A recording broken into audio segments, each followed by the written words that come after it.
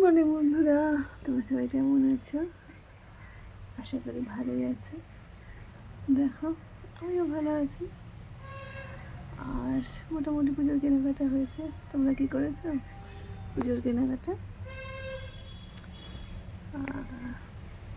আশা করি সবাই কম বেশি হয়েছে কেনাকাটা। তো আবার যাব, কিছু কেনাকাটা বাকি আছে।